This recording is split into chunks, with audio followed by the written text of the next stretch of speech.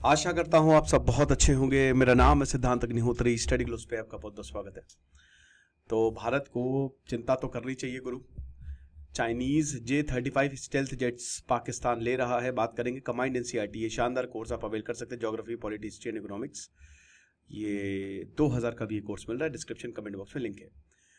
तो नवंबर 2024 में चाइना ने बताया था कि हमारे पास एक ऐसा जेट है जो उड़ता ही रहेगा, J-35 5th generation stealth fighter, जो कि अभी भारत के पास, भारत अभी बना रहा है अपना एम का, लेकिन अभी फिलहाल हम रफाइल ही खरीद रहे हैं। ये twin engine single seater supersonic jet है। ट्विन इंजन मतलब एक नहीं दो इंजन, सिंगल सीटर मतलब एक है सीट, सुपरसोनिक मतलब स्पीड ऑफ साउंड से ज्यादा। मल्टी रोल मिशन मतलब इसको आप किसी भी रोल में डाल सकते हो, कोई भी मिशन हो ये बढ़िया काम करेगा। J-35 कहता है कि हमारे पास तो एडवांस एवियोनिक्स है, हमारे डिजाइन ऐसा है कि हम रेडार को भी चकमा दे दें, हमारे पास एक एक्टिव इलेक्ट्रॉनिकली स्कैन्ड एरे है, हमारे पास इलेक्ट्रो ऑप्टिकल टारगेटिंग सिस्टम है कि आप सिग्नल से ही टारगेट लॉक कर देंगे हम जहां से भी, कुछ इस तरीके का। फिर उसके बाद इंफ्रारेड सर्च एंड ट्रैक, रात में भी उड़ जाएगा। तो ये सब सारी बातें जो हैं वो बताई है। रात में भी टारगेट कर सकते हैं, दिन में भी टारगेट कर सकते हैं। तो ये J-35 ये कॉम्बैट एयरक्राफ्ट, देखिए चाइना का जो डिफेंस सिस्टम है उसकी औकात आपने देख ली ऑपरेशन सिंदूर के तहत, लेकिन चाइना को कम समझने की गलती कोई नहीं कर सकता। ये बात सच है कि चाइना के इक्विपमेंट्स उतने अच्छे नहीं है, बट ठीक ठाक है। जैसे आप देखते हो ना कि बल्ब जो है चाइना का लेके आते हो, 30 रुपए का मिलता है, फूक जाएगा, लेकिन वो कुछ टाइम तो चलता ही है ना। तो ये देख सकते हैं कि रेडोम है ना, पायलट ट्यूब होती है ये बेसिकली, ठीक है।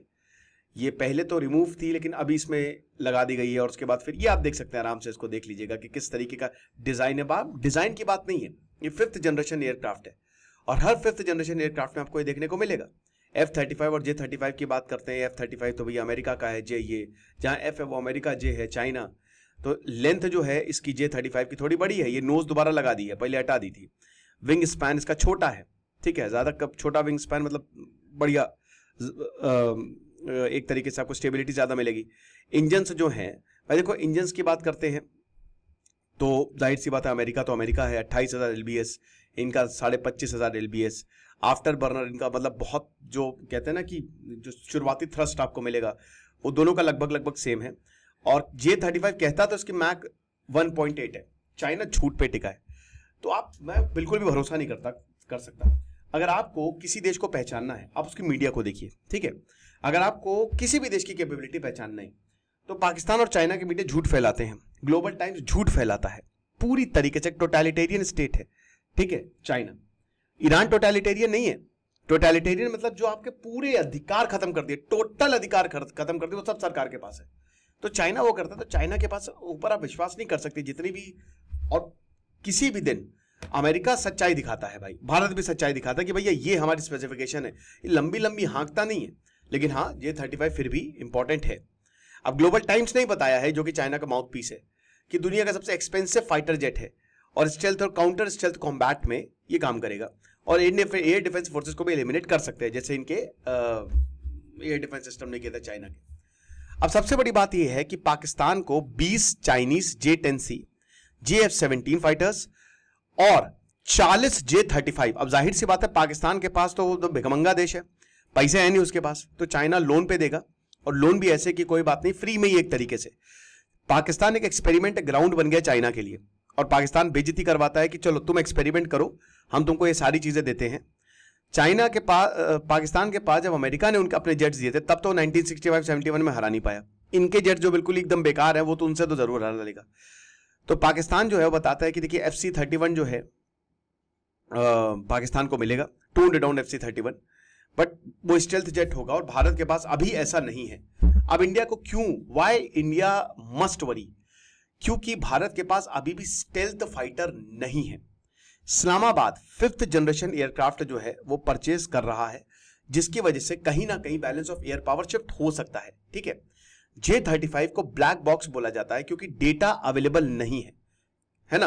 और परफॉर्मेंस जो है, कहते हैं कि F-35 ये सिर्फ वही आकलन है, F-35 तो काम करके दिखाया है, J-35 अभी काम में नहीं आया है। J-35 आज तक कॉम्बैट में देखा ही नहीं गया। अब यहां पे लोग बोल रहे हैं कि तो ये तो बहुत अच्छी बात है, भाई ये तो बुरी बात है कि आपने उसको कहीं यूज ही नहीं किया है, और अगर जब आप यूज करोगे पता चला वो खत्म, वही बता रहे। तो ये खाली शो में, ऐसे ही बीजिंग में शो होते हैं, उसी में ये इस तरीके के जेट्स जो है वो लगाते हैं। और पाकिस्तान से आप नहीं लड़ते हैं, आप पाकिस्तान विद चाइना के साथ लड़ते हैं। दो वेरिएंट है, एक नेवी के पास है और एक conventional ground based operation export के लिए। पाकिस्तान जो है वो सेकंड लेगा, ठीक है ना, कि भैया इसको ग्राउंड में, नेवी वाला तो नहीं, नेवी भी तो नहीं, लेकिन हाँ ग्राउंड पे जो है वो ऑपरेशन जरूरी है और एलओसी पे वो डिप्लॉय कर देगा, ठीक है। तो ये चीज है। तो यहां पे टारगेट्स की बताते हैं कि जेट जो चाइना डेली वो कहता है कि ये टारगेट को भी शेयर कर देता है दूसरे वेपन्स के साथ, जैसे सरफेस टू एयर मिसाइल या रेडार। ये जो प्लेन है वो रेडार को भी उसका यूज करता है ताकि दूसरे वेपन्स को भी गाइड कर सके। तो अपने ही को नहीं, ये दूसरे वेपन्स के लिए भी लाभकारी है। बिग फीचर इसकी स्टेल्थ कैपेबिलिटी है, ठीक है। अब स्टेल्थ फाइटर में कई बार आपको बता चुका हूं कि ये जो रेडार होता है ना, अगर रेडार से आप डिटेक्ट नहीं करोगे तो आप खत्म कर दोगे, आप पता ही नहीं चलेगा कब जेट आ गया, कब आपको मार के चला गया। बाकी इलेक्ट्रॉनिक मींस, तो बहुत सारी टेक्नोलॉजी जो है रेडार सिग्नेचर को यूज करने के रिड्यूस करने के लिए यूज होती है। बहुत लो फ्लाई करना होता है, infrared, visible light, radio frequency, audio missions, ये सब होता है। शेप की बात करते हैं तो शार्प कर्व्स नहीं होते, जैसे आपने अभी देखा ना B-2 बॉम्बर्स कितना एकदम स्पेसशिप जैसा है। राइट एंगल से लार्ज सर्फेसेस नहीं होते हैं, कर्व्ड सरफेस होते हैं और इनका रेडियाई बहुत बड़ा होता है ताकि डिटेक्शन में ना सके। मटेरियल की बात करें तो ये रेडार को, रेडियो वेव्स को एब्जॉर्ब कर लेता है। इंजन इनटेक और एग्जॉस्ट की बात करें तो ये बहुत तेजी से, इनका जो थ्रस्ट होता है ना, ये बहुत ही तेजी से उड़ता है और ये काफी जो सरफेस होता है ना, मतलब ये जमीन से काफी लग के चलते हैं। नेविगेशन की बात करें तो इनर्शियल गाइडेंस पर ये पूरी तरीके से जो फोर्स होती है उस पर डिपेंड करते हैं। और जो नेविगेशनल सिस्टम है, बाकी ऐसे नेविगेशनल सिस्टम जिससे आप पकड़ में ना पाओ, ठीक है, और आप आसानी से नेविगेट भी कर जाओ उस पर्टिकुलर जगह पे। आफ्टर बर्नर्स की बात करते हैं तो बहुत बड़ा, they do not have large, जैसे आमतौर पे जब आप प्लेन को उड़ते हुए देखोगे तो बहुत तेज आवाज आती है, ठीक है, आफ्टर बर्नर्स, और बहुत ज्यादा। इसमें एकदम शांति होगी और फटाक से ही उड़ जाएगा, ठीक है। तो ये चीज है। तो अमेरिका के पास F-35, चाइना के पास J-20 माइटी ड्रैगन, देख सकते हैं कितने कितने नंबर बताए। रशिया के पास सुखोई Su-57, फिर ये J-20 J-35। तो ये एक तरीके से, अब देखिए भारत ने ठीक है राफेल खरीदा है।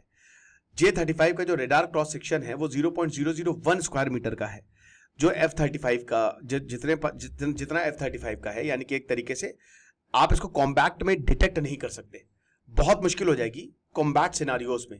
मतलब एक तरीके से भारत को लंबा टाइम लेना पड़ेगा इन जेट्स को डिटेक्ट करने के लिए अगर ये बॉर्डर पे आते हैं तो। चाइना और पाकिस्तान दोनों ही स्टेल्थ फाइटर, वही बता रहे ना कि चाइना के पास भी और चाइना स्टेल्थ फाइटर पाकिस्तान को दे रहा है, तो दोनों के पास आ गए हैं ये, ठीक है ना। अब भारत का जो एयर डिफेंस सिस्टम है, जैसे हमारे एपी सिंह ने भी बोला था कि इसको अपग्रेड करने की, और जो HAL ने डिले करके रखे हुए उसको जल्दी हमको करना पड़ेगा काम, ओके। तो दिल्ली को इस गैप को एड्रेस करना पड़ेगा, या तो आप घर पे बनाइए या फिर मंगाइए। अभी तक भारत के पास 5th जनरेशन स्टेल्थ फाइटर नहीं है ना। एमका जो है कहते हैं 2035 तक एमका नहीं आ पाएगा, ठीक है, और 2035 लंबा है, अभी 9 साल आपको लगेंगे, 2028-29 तक प्रोजेक्ट कंप्लीट हो जाएगा। तो हमारे पास एमका है 6th जनरेशन स्टेल्थ फाइटर, ताकि वही रेडार डिटेक्शन और डीप स्ट्राइक मिशन हम कर सकते हैं। DRDO ने इसको बनाया है, DRDO की ADA ने, इन कोलैबोरेशन विथ हॉल और प्राइवेट फर्म्स। मेरे ख्याल में अब प्राइवेट पार्टनरशिप आएंगे ही आएंगी, जैसे आपने देखा कि ऑपरेशन सिंदूर के बाद बहुत सारे प्राइवेट एंटिटीज को इनवाइट भी किया गया। चीपर और इंडिजीनियस अल्टरनेटिव है, जाहिर सी बात है, जैसे F-35 80 से $100 मिलियन पर जेट पड़ेगा और भारत इससे आधा। तो 5.5 जनरेशन फाइटर 2028 तक, और एमका जो है वो 2035 तक आएगा। 15,000 करोड़ का पूरा हमारा ये प्रोग्राम है। तो बस वही है कि जल्द से जल्द जो है वो भारत इस पे करे, और मतलब एक तरीके से F-35 अगर हो सके तो अमेरिका से भी डील साइन करे, क्योंकि हमको अपनी एयर पावर बढ़ानी है। खुश रहिए, पढ़ते रहिए। दिस इज सिद्धांत अग्निहोत्री साइनिंग ऑफ।